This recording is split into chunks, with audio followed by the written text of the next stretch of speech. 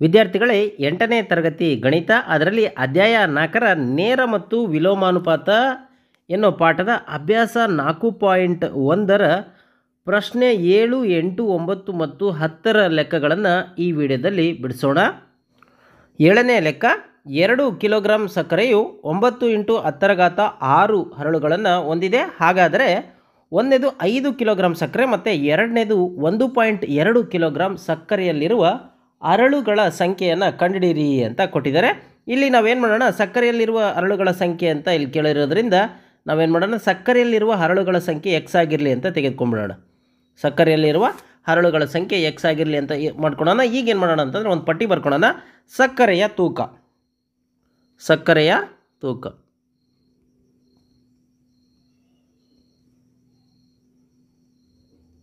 ಯಾವುದು? ಕೆ ಜಿಯಲ್ಲಿ. ಇನ್ನೊಂದು ಕಾಲಮಲ್ಲಿ ಏನು ಮಾಡೋಣ, ಹರಳುಗಳ ಸಂಖ್ಯೆ, ಹರಳುಗಳ ಸಂಖ್ಯೆ. ಈಗ ಸಕ್ಕರೆಯ ತೂಕ ಮೊದಲು ಎಷ್ಟಿದೆ ಇಲ್ಲಿ ಕೊಟ್ಟಿದ್ದಾರೆ ನೋಡಿ, 2 kg ಅಂತೆ. ಹೌದಾ, 2 kg ಸಕ್ಕರೆಯ ತೂಕ 2 kg. ಆದರೆ ಅದರ ಎಷ್ಟು ತೂಕ ಅಂದರೆ ಎಷ್ಟು ಹರಳುಗಳನ್ನು ಹೊಂದಿದೆಯಂತೆ? 9 × 10⁻6 ಹರಳುಗಳನ್ನು ಹೊಂದಿದೆಯಂತೆ. ಈಗ ನೆಕ್ಸ್ಟ್ ಏನು ಮಾಡಬೇಕು ನಾವು ಇಲ್ಲಂತಂದರೆ, ಅದೇ ರೀತಿ 5 kg ಇದ್ದಾಗ, ಏನು ಸಕ್ಕರೆ ತೂಕ 5 kg ಇದ್ದಾಗ, ಹೌದಾ, ಸಕ್ಕರೆಯಲ್ಲಿರುವ ಹರಳುಗಳ ಸಂಖ್ಯೆ ಎಷ್ಟು? ಅದನ್ನು ಎಕ್ಸ್ ಅಂತ ತೆಗೆದುಕೊಂಡಿದ್ದೀವಿ. ಹೌದಾ, ಅದನ್ನು ಎಕ್ಸ್ ಅಂತ ತೆಗೆದುಕೊಂಡಿದ್ದೀವಿ. ಈಗ ಇಲ್ಲಿ ನೋಡಿ, ಇಲ್ಲಿ ಏನಾಗಿದೆ, 2 kg ಇದೆ ಇದು. ಹೌದಾ, ಸಕ್ಕರೆ ತೂಕ. ಸೊ ಹರಳುಗಳ ಸಂಖ್ಯೆ ಇಷ್ಟಿದೆ. ಈಗ ಇಲ್ಲಿ ಏನಾಗಿದೆ, ಜಾಸ್ತಿ ಆಗಿದೆ, 5 kg ಆಗಿದೆ. ಹೌದಾ, ಹಾಗಾದರೆ ಹರಳುಗಳ ಸಂಖ್ಯೆ ಇದಕ್ಕಿಂತ ಹೆಚ್ಚಾಗುತ್ತೋ ಅಥವಾ ಕಮ್ಮಿ ಆಗುತ್ತೋ? ಇದಕ್ಕಿಂತ ಹೆಚ್ಚೇ ಆಗುತ್ತೆ. ಯಾಕಂದರೆ ತೂಕ ಜಾಸ್ತಿ ಇರೋದರಿಂದ ಹರಳುಗಳ ಸಂಖ್ಯೆ ಜಾಸ್ತಿ ಆಗುತ್ತೆ. ಹಾಗಾಗಿ ಇವೇನಿದೆ, ಇವು ನೇರ ಅನುಪಾತದಲ್ಲಿದೆ. ಹರಳುಗಳ ಸಂಖ್ಯೆ ಮತ್ತು ಸಕ್ಕರೆಯ ತೂಕ ನೇರ ಅನುಪಾತದಲ್ಲಿ ಇರ್ತವೆ ಅಂತ. ಹಾಗಾಗಿ ನಾವೇನು ಮಾಡೋಣ ನೋಡಿ, ಇದು 2 / 9 × 10⁻6 = 5/x. ಈ ಅನುಪಾತ ಸಮ ಇರ್ತವೆ ಅಂತ. ಈಗ ನಾವು ಓರೆ ಗುಣಾಕಾರ ಮಾಡೋಣ. ಏನು? 2 × x = 5 × 9 × 10⁻6. ಈಗ ಮತ್ತೆ ಎಕ್ಸ್ ಬೇಕು, ಏನು ಮಾಡೋಣ, ಓರೆ ಗುಣಾಕಾರ ಮಾಡೋಣ. x = 5 × 9 × 10⁻6 / 2. ಈಗ ಏನು ಮಾಡೋಣ, ಈಗ ಈ ಕಡೆ ನೋಡಿ, x = 9 × 45 × 10⁻6 / 2. ಈಗ 45ಅನ್ನು 2ರಿಂದ ಭಾಗಿಸ್ಬಿಡೋಣ. ಭಾಗಿಸ್ಬಿಟ್ರೆ ಎಷ್ಟಾಗುತ್ತೆ? 45ರಲ್ಲಿ ಅರ್ಧ 22.5 ಬರುತ್ತಲ್ವಾ? 45ರಲ್ಲಿ ಅರ್ಧ 22.5 × 10⁻6 ಏನಿದು? ಹರಳುಗಳ ಸಂಖ್ಯೆ ಅಂತ. ಹಾಗಾದರೆ 22.5 × 10⁻6 ಹರಳುಗಳ ಸಂಖ್ಯೆ ಇದೆ ಅಂತ. ಎಷ್ಟು ಕೆ ಜಿಯಲ್ಲಿ? 5 kg ಸಕ್ಕರೆ ತೂಕದಲ್ಲಿ. ಅದನ್ನು ಬರೆದ್ಬಿಡೋಣ ನೋಡಿ. ಈಗ ಬರೆದ್ರೆ ಲೆಕ್ಕ ಮುಗಿಯುತ್ತೆ. ಈಗ 2ನೇ ಲೆಕ್ಕ ಮಾಡೋಣ. 1.2 ಕಿಲೋಗ್ರಾಂ ಸಕ್ಕರೆಯಲ್ಲಿರುವ ಹರಳುಗಳ ಸಂಖ್ಯೆಯನ್ನು ಕಂಡುಹಿಡಿಬೇಕು. ಈಗ ಮೊದಲು ಸೇಮ್ ಆ್ಯಸ್ ಯೂಶಲ್ಲು ಸಕ್ಕರೆಯಲ್ಲಿರ್ತಕ್ಕಂಥ ಹರಳುಗಳ ಸಂಖ್ಯೆ ಎಕ್ಸ್ ಆಗಿರಲಿ ಅಂತೇಳಿ ಹಿಂದಿನ ಲೆಕ್ಕದಲ್ಲಿ ಹೇಗೆ ಬರ್ಕೊಂಡು ಅದೇ ರೀತಿ ಬರ್ಕೊಳ್ಳೋಣ. ಬರ್ಕೊಂಡು ಈಗ ಸಕ್ಕರೆಯ ತೂಕ ಮತ್ತು ಹರಳುಗಳ ಸಂಖ್ಯೆ ಅನ್ನೋ ಪಟ್ಟಿಯನ್ನು ಬರ್ಕೊಂಬಿಡೋಣ. ಈಗ ಸಕ್ಕರೆ ತೂಕ ಎಷ್ಟಿದೆ ಅಂತೆ? 2 kg. ಹೌದಾ, 2 kg. ಹಾಗಾದರೆ ಅದರಲ್ಲಿರ್ತಕ್ಕಂಥ ಹರಳುಗಳ ಸಂಖ್ಯೆ ಎಷ್ಟಂತೆ? ಅವರೇ ಕೊಟ್ಟಿರೋ ಹಾಗೆ 9 × 10⁻6. ಅದನ್ನು ಬರ್ಕೊಳ್ತೀನಿ ನಾನು, 9 × 10⁻6. ಈಗ ಸಕ್ಕರೆ ತೂಕ ಎಷ್ಟಂತೆ? 1.2 kg ಆದರೆ, ಹೌದಾ, ಇಲ್ಲಿ ನಾವೇನು ತೆಗೆದುಕೊಂಡಿದ್ದೀವಿ? ಎಕ್ಸ್ ಅಂತ ತೆಗೆದುಕೊಂಡಿದ್ದೀವಿ. ಬರ್ಕೊಂಬಿಡೋಣ ಎಕ್ಸು. ಈಗ ಸಕ್ಕರೆ ಹರಳುಗಳ ಸಂಖ್ಯೆ ಮತ್ತು ಸಕ್ಕರೆ ತೂಕ ಏನಿದೆ, ಇವೆರಡು ನೇರ ಅನುಪಾತದಲ್ಲಿದ್ದರೆ, ಹೌದಾ, ನೇರ ಅನುಪಾತದಲ್ಲಿದ್ದಾವೆ. ಯಾಕೆ ಅಂತಂದರೆ ಇದು 2 kg ಇದ್ದಾಗ ಇಷ್ಟಿದೆ ಅಂತಂದರೆ ಈಗ ಕಡಿಮೆ ಆಗಿದೆ ಅಂದರೆ ಇಲ್ಲಿ ಕಡಿಮೆ ಬರಬೇಕು. ಹೌದಾ, ಹಾಗಾಗಿ ಇವೆರಡು ನೇರ ಅನುಪಾತದಲ್ಲಿದ್ದಾವೆ ಅಂತ. ಹಂಗಾಗಿ ಇದರ ಅನುಪಾತವನ್ನು ಬರ್ಕೊಳ್ಳೋಣ. 2 / 9 × 10⁻6 = 1.2 / x. ಈಗ ಹೊರ ಗುಣಾಕಾರ ಮಾಡೋಣ. ಏನು? 2 × x = 1.2 × 9 × 10⁻6. ಈಗ ಮತ್ತೆ 2ಅನ್ನು ಕೆಳಗೆ ತೆಗೆದುಕೊಳ್ಳೋಣ. ಅಲ್ಲಿ x = 1.2 × 9 × 10⁻6 / 2. ಈಗ ಈ ಕಡೆ ಮಾಡ್ತೀನಿ ನೋಡಿ.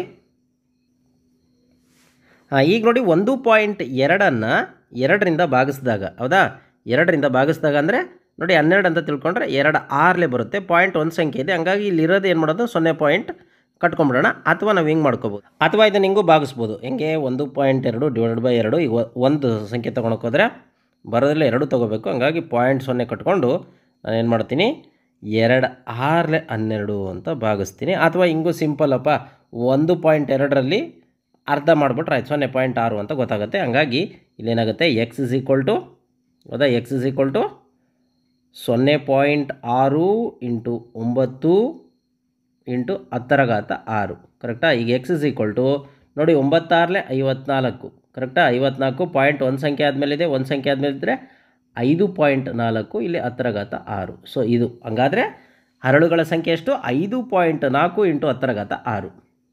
ಇದನ್ನು ಬರೆದ್ಬಿಡೋಣ ವಾಕ್ಯದ ರೂಪದಲ್ಲಿ. ನೋಡಿ ಈ ವಾಕ್ಯದ ರೂಪದಲ್ಲಿ ಬರಿಬೇಕು.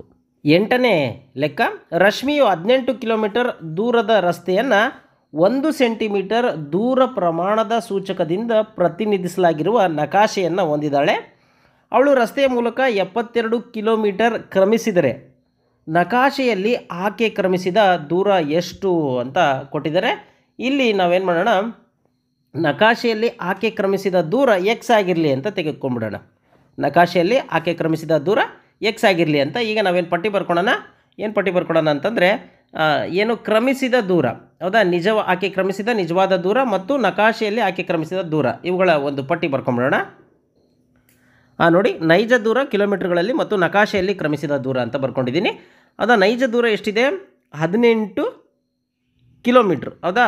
ಹಾಗಾದರೆ ನಕಾಶೆಯಲ್ಲಿ ಕ್ರಮಿಸಿದ ದೂರ ಎಷ್ಟು 1 ಸೆಂಟಿಮೀಟರ್. ಇದು ಯಾವುದು ಸೆಂಟಿಮೀಟ್ರ್ಗಳಲ್ಲಿ, ಹೌದಾ, ಸೆಂಟಿಮೀಟ್ರ್ಗಳಲ್ಲಿ 1. ಹಾಗಾದರೆ ಈಗ ಇಲ್ಲಿ ಏನು ಕೊಟ್ಟಿದ್ದಾರೆ 72 ಕಿಲೋಮೀಟ್ರನ್ನು ಚಲಿಸಿದಳಂತೆ. 72 ಕಿಲೋಮೀಟ್ರ್ ಚಲಿಸಿದ್ರೆ ಆ ನಕಾಶೆಯಲ್ಲಿ ಎಷ್ಟು ದೂರ ಕ್ರಮಿಸಿದ್ರು ಏನಂತ ತೆಗೆದುಕೊಂಡಿದ್ದೀವಿ, ಅದನ್ನು x ಅಂತ ತೆಗೆದುಕೊಂಡಿದ್ದೀವಿ, ಹೌದಾ. ಈಗ ಈ ನೈಜ ದೂರ ಮತ್ತು ನಕಾಶೆಯಲ್ಲಿ ಕ್ರಮಿಸಿದ ದೂರ ಇವೆರಡು ಯಾವುದು ನೇರ ಅನುಪಾತದಲ್ಲಿದ್ದಾವೆ. ಕಾರಣ ಏನು ಅಂತಂದರೆ ನೋಡಿ ಇದು 18 ಇದೆ, ಹೌದಾ, 18 ಇದ್ದಾಗ 1 ಇದೆ. ಹಾಗಾದರೆ 72 ಅಂದರೆ ಜಾಸ್ತಿ ಆಯಿತು. ಜಾಸ್ತಿ ಆದಾಗ ಏನಾಗಬೇಕು, ಇದು ಸಹ x ಬೆಲೆ ಜಾಸ್ತಿ ಆಗಬೇಕು. ಹಾಗಾಗಿ ಇವೆರಡು ನೇರ ಅನುಪಾತದಲ್ಲಿದ್ದಾವೆ. ಇದನ್ನು ಬರ್ಕೊಂಬಿಡೋಣ. ನೋಡಿ ನೈಜ ದೂರ ಮತ್ತು ನಕಾಶೆಯಲ್ಲಿ ಕ್ರಮಿಸಿದ ದೂರ ನೇರ ಅನುಪಾತದಲ್ಲಿದ್ದಾವೆ. ಹಾಗಾಗಿ ನಾವೇನು ಬರ್ಕೋಬೋದು, ಈ ಅನುಪಾತವನ್ನು ಬರ್ಕೊಳ್ಳೋಣ. 18/1 = 72/x ಅಂತ. ಈಗ ಓರೆ ಗುಣಾಕಾರ ಮಾಡೋಣ. ಏನು 18 × x = 72 × 1.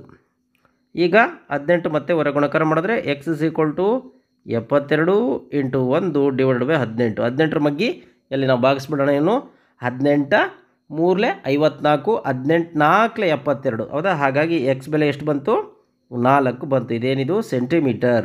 ಸೊ ಹಾಗಾಗಿ ನಾವೇನು ಬರಿಬೋದು, ಆಕೆ ಅಂದರೆ ರಶ್ಮಿಯು ನಕಾಶೆಯಲ್ಲಿ ಕ್ರಮಿಸಿದ ದೂರ 4 ಸೆಂಟಿಮೀಟರ್ ಅಂತ ಬರೆದ್ರೆ ಲೆಕ್ಕ ಮುಗಿಯುತ್ತೆ. ನೋಡಿ ಈ ರೀತಿ ಬರಿಬೇಕು. 9ನೇ ಲೆಕ್ಕ, 5 ಮೀಟರ್ 60 ಸೆಂಟಿಮೀಟರ್ ಎತ್ತರದ ಒಂದು ನೇರವಾದ ಕಂಬ 3 ಮೀಟರ್ 20 ಸೆಂಟಿಮೀಟರ್ ಉದ್ದದ ನೆರಳನ್ನು ಉಂಟು ಮಾಡುವುದು. ಇದೇ ಸಮಯದಲ್ಲಿ 10 ಮೀಟರ್ 50 ಸೆಂಟಿಮೀಟರ್ ಎತ್ತರದ ಇನ್ನೊಂದು ಕಂಬವು ಉಂಟು ಮಾಡುವ ನೆರಳಿನ ಉದ್ದ ಎಷ್ಟು?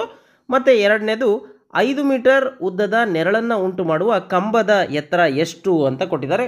ಈಗ ನಾವೇನು ಮಾಡೋಣ ಅಂತಂದರೆ ಫಸ್ಟು ಆ್ಯಸ್ ಯೂಶಲ್ಲು ನೆರಳನ್ನು ಉಂಟು ಮಾಡುವ ಕಂಬದ ಎತ್ತರ x ಆಗಿರಲಿ ಅಂತ ಬರ್ಕೊಳ್ಳೋಣ. ನೋಡಿ ಇಲ್ಲಿ ಕಂಬದ ಎತ್ತರ ಮತ್ತು ಅದು ಉಂಟು ಮಾಡ್ತಕ್ಕಂಥ ನೆರಳು ಏನಿದೆ, ಈ ಕಂಬದ ಎತ್ತರ ಜಾಸ್ತಿ ಇದ್ದರೆ ಉಂಟಾಗೋ ನೆರಳು ಜಾಸ್ತಿ ಇರುತ್ತೆ. ಅದೇ ರೀತಿ ಕಂಬದ ಎತ್ತರ ಕಮ್ಮಿ ಇದ್ದರೆ ಉಂಟಾಗ್ತಕ್ಕಂಥ ಅದರ ನೆರಳು ಕಡಿಮೆ ಇರುತ್ತೆ. ಹಾಗಾಗಿ ಇವು ನೇರ ಅನುಪಾತದಲ್ಲಿರುತ್ತೆ. ಹಾಗಾಗಿ ಬರ್ದ್ಬಿಡೋಣ, ಕಂಬದ ಎತ್ತರ ಮತ್ತು ಕಂಬ ಉಂಟು ಮಾಡ್ತಕ್ಕಂಥ ನೆರಳಿನ ಎತ್ತರ ಇವೆರಡೂ ಸಮಾನುಪಾತದಲ್ಲಿ ಇರ್ತವೆ ಅಂತ, ಅಥವಾ ನೇರ ಅನುಪಾತದಲ್ಲಿ ಇರ್ತವೆ ಅಂತ. ನೋಡಿ ಕಂಬದ ಎತ್ತರ ಮತ್ತು ಅದು ಉಂಟು ಮಾಡುವ ನೆರಳಿನ ಉದ್ದ ನೇರ ಅನುಪಾತದಲ್ಲಿ ಇರುತ್ತೆ ಅಂತ. ಈಗ ನಾವೇನು ಮಾಡ್ಕೊಂಬಿಡೋಣ, ಒಂದು ಪಟ್ಟಿ ಬರ್ಕೊಳ್ಳೋಣ. ಏನು ಕಂಬದ ಎತ್ತರ ಮತ್ತು ಆ ಕಂಬ ಉಂಟು ಮಾಡ್ತಕ್ಕಂಥ ನೆರಳಿನ ಉದ್ದ ಅಂತ. ನೋಡಿ ಕಂಬದ ಎತ್ತರ ಸೆಂಟಿಮೀಟರ್ಗಳಲ್ಲಿ, ಕಂಬ ಉಂಟು ಮಾಡುವ ನೆರಳಿನ ಉದ್ದ ಅದನ್ನು ಸಹ ಸೆಂಟಿಮೀಟ್ರಲ್ಲಿ ಬರ್ಕೊಳ್ಳೋಣ. ಆದರೆ ಇಲ್ಲಿ ಏನು ಕೊಟ್ಟಿದ್ದಾರೆ ಅವರು ಮೀಟ್ರಲ್ಲಿ ಕೊಟ್ಟಿದ್ದಾರೆ. ಏನಂತೆ 5 ಮೀಟ್ರ್ 60 ಸೆಂಟಿಮೀಟ್ರ್ ಅಂತೆ. ಅಂದರೆ 5 ಮೀಟ್ರು ಮತ್ತು 60 ಸೆಂಟಿಮೀಟ್ರ್ ಅಂತೆ. ನಮಗೆ ಗೊತ್ತಿದೆ 1 ಮೀಟ್ರು ಅಂತಂದರೆ ಎಷ್ಟು 100 ಸೆಂಟಿಮೀಟರ್ ಅಂತ. ಹಾಗಾಗಿ 5 ಮೀಟ್ರು ಅಂತಂದರೆ ಎಷ್ಟು 5 ಮೀಟ್ರ್ ಅಂತಂದರೆ 500, ಹೌದಾ. ಇಲ್ಲಿ 60 ಅಂತ ಇರೋದರಿಂದ 560 ಸೆಂಟಿಮೀಟ್ರ್ ಆಗುತ್ತೆ. ಇದಕ್ಕೆ, ಹೌದಾ. ಸೊ ಹಂಗಾಗಿ ಇದು ಬರ್ಕೊಳ್ಳೋಣ ಎಷ್ಟು 560 ಸೆಂಟಿಮೀಟರ್. 560 ಸೆಂಟಿಮೀಟರ್ ಆದರೆ ಇದ್ರ ಉದ್ದ ಎಷ್ಟು, ಇದನ್ನು ಹಂಗೆ ಬರ್ಕೋಬೋದಾ, ಎಷ್ಟು 320 ಸೆಂಟಿಮೀಟರ್ ಅಂತ. ಹೌದಾ? ಹಾಗಾದರೆ ನಾವೇನು ತೊಗೊಂಡಿದ್ದೀವಿ, ಇಲ್ಲಿ ನೆರಳನ್ನು ಉಂಟು ಮಾಡುವ ಕಂಬದ ಎತ್ತರ ಎಷ್ಟು ಅಂತ ತೆಗೆದುಕೊಂಡಿವಿ. ಯಾವಾಗ ಇಲ್ಲಿ 10 ಮೀಟ್ರು 50 ಸೆಂಟಿಮೀಟ್ರು, 10 ಮೀಟ್ರ್ 50 ಸೆಂಟಿಮೀಟ್ರ್ ಅಂತಂದರೆ 10 ಮೀಟ್ರು ಅಂತಂದರೆ ಎಷ್ಟು ನೋಡಿ, 10 ಮೀಟ್ರು ಇಲ್ಲಿ ಬರೀತೀನಿ ನೋಡಿರಿ, 10 ಮೀಟರ್ ಅಂತಂದರೆ ಎಷ್ಟು, 10 ಇಂಟು ಅದ್ರ ಮುಂದೆ 2 0. ಹೌದಾ? 1000 metre. So 1000 metre into 50 centimetre ಅಂತಂದರೆ ಎಷ್ಟಾಗುತ್ತೆ, 1050 ಸೆಂಟಿಮೀಟರ್ ಅಂತ. 1050 ನೋಡಿ, 1050 ಸೆಂಟಿಮೀಟ್ರು ಆದಾಗ ಕಂಬದ ಎತ್ತರ, ನೆರಳಿನ ಉದ್ದ ಎಷ್ಟು ಅಂತ ತೆಗೆದುಕೊಂಡಿವಿ, ಎಕ್ಸ್ ಅಂತ ತೆಗೆದುಕೊಂಡಿದ್ದೀವಿ. ಹೌದಾ? ಎಕ್ಸ್. ಈಗ ಇವೆರಡೂ ನೇರಾನುಪಾತದಲ್ಲಿರೋದ್ರಿಂದ ನಾವೇನು ಮಾಡೋಣ, ಇದನ್ನು ಅನುಪಾತವನ್ನು ಬರ್ಕೊಡೋಣ. 560 divided by 320 is equal to 1050 divided by x ಅಂತ. ಈಗ ಓರೆ ಗುಣಾಕಾರ ಮಾಡೋಣ. ಏನು, x into 560 is equal to 1050 into 320. ಈಗ ಮತ್ತೆ ಇದನ್ನು ಓರೆ ಗುಣಾಕಾರ ಮಾಡ್ಬೋದು ನಾವು. ಅಲ್ಲಿಗೆ ಎಕ್ಸ್ ಇಸ್ ಈಕ್ವಲ್ ಟು ಏನಿದು 1050 ಇಂಟು 320 ಡಿವೈಡೆಡ್ ಬೈ 560. ಈಗ ನೋಡಿ 10ಗೆ 10 ಹೋಯಿತು. ಈಗ ನೋಡಿ 56 ಮತ್ತು 32 ಎರಡರಿಂದ ನಾವು ಭಾಗಿಸ್ಕೊಂತ ಹೋಗ್ಬೋದು, ಬಟ್ ಭಾಳ ದೊಡ್ಡದಾಗುತ್ತೆ. ಹಾಗಾಗಿ 32 56 ಒಂದೇ ಮಗ್ಗಿಯಲ್ಲಿ ಬರ್ತಕ್ಕಂಥದ್ದು ಯಾವುದು, 8 ಬರುತ್ತೆ. ಹಂಗಾಗಿ ನಾವೇನು ಮಾಡೋಣ, 8 4 32 ಕರೆಕ್ಟಾ, 8 4 32, 7 8 ಅಥವಾ 8 7 56. ಆಗೇನು ಬರುತ್ತೆ, ಈ ಕಡೆ ನೋಡಿ, x is equal to 1050 into 4 divided by 7 ಬಂತು. ಈಗ 7ರಿಂದ ನೋಡಿ 15 7 ಬರುತ್ತೆ ನೋಡಿರಿ, 15 7 105. ಹೌದಾ? ಹಾಗಾಗಿ 7 1 7 15 105, 0 ಇರೋದ್ರಿಂದ 0. ಅಲ್ಲಿಗೆ ಎಕ್ಸ್ ಇಸ್ ಈಕ್ವಲ್ ಟು ಏನಾಗುತ್ತೆ, 150 ಇಂಟು 4. ಅಲ್ಲಿಗೆ ಎಕ್ಸ್ ಇಸ್ ಈಕ್ವಲ್ ಟು 15 4 ಎಷ್ಟಪ್ಪ, 60 ಅಲ್ವಾ? ಅಲ್ಲಿಗೆ 10 0. ಸೊ ಇದು ಬಂತು, ಎಕ್ಸ್ ಇಸ್ ಈಕ್ವಲ್ ಟು 600. ಏನಿದು, ಏನು ತೊಗೊಂಡಿದ್ದೀವಿ, ಸೆಂಟಿಮೀಟ್ರು ತೆಗೆದುಕೊಂಡಿದ್ದೀವಿ. ಸೊ ಹಂಗಾಗಿ x is equal to centimetre. ಈ ಸೆಂಟಿಮೀಟ್ರ್ ಇರೋದನ್ನು ಮೀಟ್ರಿಗೆ ಕನ್ವರ್ಟ್ ಮಾಡಿದ್ರೆ ಏನಾಗುತ್ತೆ, ಡಿವೈಡೆಡ್ ಬೈ 100ರಿಂದ ಮಾಡಬೇಕಾಗುತ್ತೆ. ಅಲ್ಲಿಗೆ 6 ಮೀಟರ್ ಆಗುತ್ತೆ. ಸೊ 6 ಮೀಟ್ರ್ ಆಗುತ್ತೆ. ಹಾಗಾಗಿ ನಾವೇನು ಬರಿಬೋದು, 10 ಮೀಟ್ರು 50 ಸೆಂಟಿಮೀಟರ್ ಎತ್ತರದ ಇನ್ನೊಂದು ಕಂಬವು ಉಂಟು ಮಾಡ್ತಕ್ಕಂಥ ನೆರಳಿನ ಉದ್ದ ಎಷ್ಟು, 6 ಮೀಟರ್ ಅಂತ ಬರೆದ್ರೆ ಈ ಲೆಕ್ಕ ಮುಗಿಯುತ್ತೆ. ನೋಡಿ, ಈ ರೀತಿ ಬರಿಬೇಕು. ಅದೇ ರೀತಿ ಎರಡನೇ ಲೆಕ್ಕ ಮಾಡಬೇಕು. 5 ಮೀಟ್ರ್ ಉದ್ದದ ನೆರಳನ್ನು ಉಂಟು ಮಾಡುವ ಕಂಬದ ಎತ್ತರ ಎಷ್ಟು ಅಂತ ಸೇಮ್ ಹಿಂದಿನ ಲೆಕ್ಕದಲ್ಲೇ ಬರ್ಕೊಳ್ಳೋಣ. ಏನು, ಕಂಬದ ಅಂದರೆ ನೆರಳನ್ನು ಉಂಟು ಮಾಡ್ತಕ್ಕಂಥ ಕಂಬದ ಎತ್ತರ ಏನಿದೆ 5 ಮೀಟ್ರ್ ಕೊಟ್ಟಿದ್ದಾರೆ. ಹಿಂದಿನ ಲೆಕ್ಕದಲ್ಲಿ ಏನು ಬರ್ಕೊಂಡಿದ್ವಿ ನಾವು, ಇಲ್ಲಿ ನೆರಳಿನ ಉದ್ದ ಕೊಟ್ಬಿಟ್ಟಿದ್ದಾರೆ. ಆ ನೆರಳಿನ ಉದ್ದ ಇದ್ದಾಗ ಕಂಬದ ಎತ್ತರ ಎಷ್ಟು ಅಂತ ಕೊಟ್ಟಿದ್ದಾರೆ. ಹಾಗಾಗಿ ನಾವೇನು ಮಾಡೋಣ, ಕಂಬದ ಎತ್ತರ ಎಕ್ಸ್ ಅಂತ ತೆಗೆದುಕೊಳ್ಳೋಣ. ಆಮೇಲೆ ಅದರ ಏನು ಇದನ್ನು ಬರ್ಕೊಂಬಿಡೋಣ, ಏನು ನೆರಳಿನ ಉದ್ದ ಮತ್ತು ಕಂಬದ ಎತ್ತರ ಇವೆರಡೂ ಸಹ ಪಟ್ಟಿ ಬರ್ಕೊಂಬಿಡೋಣ. ನೋಡಿ, ಕಂಬದ ಎತ್ತರ ಎಕ್ಸ್ ಆಗಿರಲಿ ಅಂತ. ನೋಡಿ, ಕಂಬದ ಎತ್ತರ ಸೆಂಟಿಮೀಟ್ರ್ಗಳಲ್ಲಿ ಮತ್ತು ಕಂಬದ ನೆರಳಿನ ಉದ್ದ ಅದು ಸಹ ಸೆಂಟಿಮೀಟ್ರಲ್ಲಿ ಬರ್ಕೊಂಬಿಡೋಣ. ಈಗ ಕಂಬದ ಎತ್ತರ ಫಸ್ಟ್ ಏನು, ಹಿಂದಿನ ಲೆಕ್ಕದಲ್ಲಿ ಮಾಡ್ದಂಗೆ ಅವ್ರು ಕೊಟ್ಟಿದ್ದಾರೆ, ಏನು 5 ಮೀಟ್ರು ಮತ್ತು 60 ಸೆಂಟಿಮೀಟ್ರ್ ಅಂತಂದರೆ ಇದನ್ನು ಹೆಂಗೆ ಬರ್ಕೋಬೋದು, 560 ಸೆಂಟಿಮೀಟ್ರ್ ಅಂತ ಬರ್ಕೊಂಬಿಡೋಣ. ಹೌದಾ? ಹಾಗಾದರೆ ಈ ಕಂಬದ ನೆರಳಿನ ಉದ್ದ ಎಷ್ಟಂತೆ, ಹಿಂದಿನ ಲೆಕ್ಕದಲ್ಲಿ ಮಾಡಿದ ಹಾಗೆ 320 ಸೆಂಟಿಮೀಟ್ರು. ಹೌದಾ? ಈಗ ನಾವೇನು ಕಂಡಿಬೇಕು, ಕಂಬದ ಎತ್ತರ ಇರೋದ್ರಿಂದ ಇದನ್ನೇನಂತ ತೆಗೆದುಕೊಂಡಿವಿ, ಎಕ್ಸ್ ಅಂತ ತೆಗೆದುಕೊಂಡಿದ್ವಿ. ಯಾವಾಗ ನೆರಳಿನ ಉದ್ದ 5 ಮೀಟ್ರ್ ಇದ್ದಾಗ, 5 ಮೀಟ್ರ್ ಅಂತಂದರೆ ಎಷ್ಟು ಸೆಂಟಿಮೀಟ್ರು, 500 ಸೆಂಟಿಮೀಟ್ರ್ ಇದ್ದಾಗ. ಹೌದಾ? ಈಗ ಇವೆರಡು ನಮಗೆ ಗೊತ್ತಿದೆ, ಏನು ನೇರಾನುಪಾತದಲ್ಲಿದೆ. ಹಾಗಾಗಿ ಈಗ ಮಾಡ್ತಾ ಹೋಗೋಣ, ಏನು ಸಮೀಕರಣ ಬರ್ಕೊತ ಹೋಗೋಣ. ಅನುಪಾತ ಏನು, ಮೊದಲನೇ ಅನುಪಾತ 560 divided by 320 is equal to x by 500. ಈಗ ನಾವೇನು ಮಾಡೋಣ, ಒರೆ ಗುಣಾಕಾರ ಮಾಡೋಣ. ಹೇಗೆ ನೋಡಿ, ಎಕ್ಸ್ ಈ ಕಡೆ ಬರುತ್ತೆ, 560 ಇಂಟು 500 ಕರೆಕ್ಟಾ, is equal to x into 320. ಈಗ ಎಕ್ಸ್ ಬೆಲೆ ಬೇಕು, ಹಾಗಾಗಿ 320 ಮತ್ತೆ ಈ ಕಡೆ ತೆಗೆದುಕೊಂಡ್ಬಿಡೋಣ. ಆಗ x is equal to 560 into 500 divided by 320. ಈಗ 10ಗೆ 10 ಹೋಯಿತು. ಈಗ ಮತ್ತೆ 8ರಿಂದ ನಾವು ಮಾಡ್ತಾ ಹೋಗೋಣ. 8 4 32 ಕರೆಕ್ಟಾ, 8 7 56. ಈಗ ನೋಡಿ, ಈ ಕಡೆ ಮಾಡ್ತೀನಿ ನಾನು. X is equal to 7 into ಅಂದರೆ 0 ಇದೆ, ಈ 0 ಇಲ್ಲೇ ಕ್ಯಾನ್ಸಲ್ ಆಯಿತು. ಅಲ್ಲಿಗೆ 7 ಇಂಟು 500 ಡಿವೈಡೆಡ್ ಬೈ 4. ಈಗ ನೋಡಿ, 4ರಿಂದ 500 ನಾವು ಭಾಗಿಸೋಣ. ಈ ಕಡೆ ಇಲ್ಲೇ ಭಾಗಿಸ್ತೀನಿ ನೋಡಿ. 500/4 ಭಾಗಿಸ್ತೀನಿ ನಾನು. 4 1 4, ಹೌದಾ? 5ರಲ್ಲಿ 4 ಹೋದರೆ 1, ಹೌದಾ? 0 ಇಳಿಸ್ಕೊಳ್ಳೋಣ 1. ಈಗ ನೋಡಿ 4 2 8, ಕರೆಕ್ಟಾ? ಎಷ್ಟು? 10ರಲ್ಲಿ 8 ಹೋದರೆ 2, ಮತ್ತೊಂದು 0 ಇಳಿಸ್ಕೊಳ್ತೀನಿ. ಅಲ್ಲಿಗೆ 4 5 20, ಅಂದರೆ ಎಷ್ಟು ಬಂತು? 125. ಅಂದರೆ 500ಅನ್ನು 4 ಭಾಗ ಮಾಡಿದ್ರೆ 125 ಬರುತ್ತೆ, ಕರೆಕ್ಟಾ? ಹಾಗಾಗಿ x = 7 × 125. ಈಗ ಇವೆರಡನ್ನು ಗುಣಿಸ್ಬಿಡೋಣ. ಯಾವುದು? 7 × 125. 125 × 7 ಎರಡನ್ನ ಗುಣಿಸ್ಕೊಳ್ತೀನಿ ನೋಡಿ. 7 5 35ಕ್ಕೆ 5 ದಶಕ 3, ಕರೆಕ್ಟಾ? 7 2 14, 3 17 ದಶಕ 1. ನೆಕ್ಸ್ಟ್ 7 1 7 1 8, 875. ಏನಿದು? ಸೆಂಟಿಮೀಟರ್. 875 ಸೆಂಟಿಮೀಟರ್. ಇದನ್ನು ಮೀಟ್ರಿಗೆ ಕನ್ವರ್ಟ್ ಮಾಡಿದ್ರೆ ಏನಾಗುತ್ತೆ ಹೇಳಿ? 8 ಮೀಟರ್ 75 ಸೆಂಟಿಮೀಟರ್ ಆಗುತ್ತೆ. ಸೊ ಇದನ್ನು ಬರೆದ್ಬಿಡೋಣ ವಾಕ್ಯ ರೂಪದಲ್ಲಿ. ನೋಡಿ, ಈ ರೀತಿ ಬರೆದ್ರೆ ಲೆಕ್ಕ ಮುಗಿಯುತ್ತೆ. ಇನ್ನು ಈ ಅಭ್ಯಾಸದ ಕೊನೆಯ ಲೆಕ್ಕ 10ನೇ ಲೆಕ್ಕ. ಸರಕು ತುಂಬಿರುವ ಲಾರಿ ಒಂದು 14 ಕಿಲೋಮೀಟರ್ ದೂರವನ್ನು 25 ನಿಮಿಷಗಳಲ್ಲಿ ಕ್ರಮಿಸುವುದು. ಅದೇ ಜವದೊಂದಿಗೆ ಲಾರಿಯು 5 ಗಂಟೆಗಳಲ್ಲಿ ಎಷ್ಟು ದೂರ ಕ್ರಮಿಸಬಲ್ಲದು ಅಂತ. ಇಲ್ಲಿ ನಾವೇನು ಮಾಡ್ಕೊಳ್ಳೋಣ? 5 ಗಂಟೆಗಳಲ್ಲಿ ಲಾರಿಯು ಕ್ರಮಿಸಿದ ದೂರ x ಆಗಿರಲಿ ಅಂತ ತೆಗೆದುಕೊಂಡ್ಬಿಡೋಣ. ಯಾವ್ದು ಕಂಡುಹಿಡಿಯಬೇಕು ಅದನ್ನು x ಆಗಿರಲಿ ಅಂತ ತೆಗೆದುಕೊಳ್ಳೋಣ. x ಆಗಿರಲಿ ಅಂತ ತೆಗೆದುಕೊಂಡಿದ್ದೀನಿ.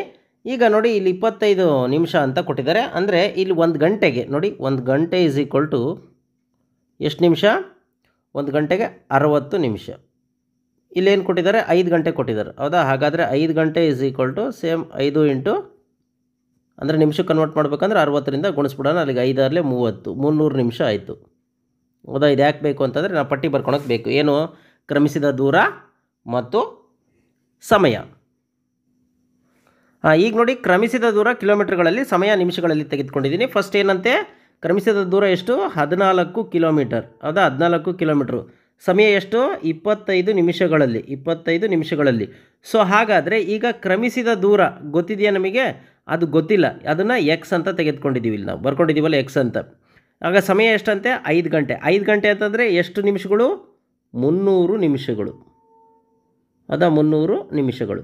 ಸೊ ಈಗ ಇದೇನಾಗಿದೆ? ಕ್ರಮಿಸಿದ ದೂರ ಮತ್ತು ಸಮಯ ಇದೆಯಲ್ಲ, ಇದು ನೇರಾನುಪಾತದಲ್ಲಿದೆ. ಹೇಗೆ? ಸಮಯ ಜಾಸ್ತಿ ಆದಂಗೆ ಕ್ರಮಿಸಿದ ದೂರ ಜಾಸ್ತಿ ಆಗುತ್ತೆ. ನೋಡಿ, ಇಲ್ಲಿ ಇದು 25 ನಿಮಿಷ, ಏನು 25 ನಿಮಿಷಕ್ಕೆ 14 ಕಿಲೋಮೀಟ್ರ್ ಹೋದ್ರು ಅಂತಂದರೆ 300 ನಿಮಿಷಕ್ಕೆ ಇದಕ್ಕಿಂತ ಜಾಸ್ತಿ ಹೋಗಲೇಬೇಕಲ್ವಾ? ಹಾಗಾಗಿ ಸಮಯ ಮತ್ತು ಕ್ರಮಿಸಿದ ದೂರ ನೇರಾನುಪಾತದಲ್ಲಿದ್ದಾವೆ. ನೋಡಿ, ಹಾಗಾದರೆ ಈಗ ನೇರಾನುಪಾತದಲ್ಲಿರೋದ್ರಿಂದ ಏನು ಅನುಪಾತ ಬರ್ಕೊಳ್ಳೋಣ? 14/25 = x/300, ಹೌದಾ? ಈಗ ನಾವೇನು ಮಾಡೋಣ? ಹೊರೆ ಗುಣಾಕಾರ ಮಾಡೋಣ. ಹೇಗೆ? ನೋಡಿ, ಈ ಕಡೆ 14 × 300/25 = x. x ಅಲ್ಲೇ ಇರುತ್ತೆ, ಹೌದಾ? ಈಗ ನಾವು ಏನು ಮಾಡೋಣ? ಈ 25ರಿಂದ 300ಅನ್ನು ಭಾಗಿಸ್ಬಿಡೋಣ. ನೋಡಿ, ಈ ಕಡೆ ಭಾಗಿಸೋಣ. ಯಾವುದನ್ನು? 300ಅನ್ನು 25ರಿಂದ. 25 1 25, ಎಷ್ಟು ಉಳಿತು? 5 ಉಳಿತು. 0 ತೆಗೆದುಕೊಳ್ಳೋಣ. 50 ಆಯಿತು. 25 2 50, ಅಂದರೆ ಎಷ್ಟು ಬರುತ್ತೆ? 25 1 25, 25 12. ಸೊ ಹಾಗಾಗಿ x ಬೆಲೆ ಏನಾಗುತ್ತೆ? x = 14 × 12 ಆಯಿತು, ಹೌದಾ? 14 12, ಅದನ್ನು ಸಹ ನಾವು ಗುಣಿಸ್ಬಿಡೋಣ. 14 12 ಇಲ್ಲೇ ಗುಣಿಸ್ಬಿಡೋಣ. ನೋಡಿ, 12 4 48ಕ್ಕೆ 8 ದಶಕ 4, ಕರೆಕ್ಟಾ? ನೆಕ್ಸ್ಟ್ 12 1 12 4 16, 168 ಬರುತ್ತೆ, ಹೌದಾ? ಏನಿದು? 168. ಸೊ ಹಾಗಾಗಿ x = 168. ಏನಿದು? ಇದು ಕ್ರಮಿಸಿದ ದೂರ. ಯಾವುದರಲ್ಲಿದೆ? ಕಿಲೋಮೀಟ್ರಲ್ಲಿದೆ. ಹಾಗಾಗಿ ಕಿಲೋಮೀಟರ್ ಅಂತ ಬರೆದ್ಬಿಟ್ರೆ ಮುಗಿಯುತ್ತೆ. ಸೊ ಹಾಗಾಗಿ ಲಾರಿಯು 5 ಗಂಟೆಗಳಲ್ಲಿ ಕ್ರಮಿಸಿದ ದೂರ ಎಷ್ಟು? 168 ಕಿಲೋಮೀಟರ್ ಅಂತ ಬರೆದ್ರೆ ಲೆಕ್ಕ ಮುಗಿಯುತ್ತೆ. ನೋಡಿ, ಇಲ್ಲಿ ಬರೆದಿದ್ದೀನಿ.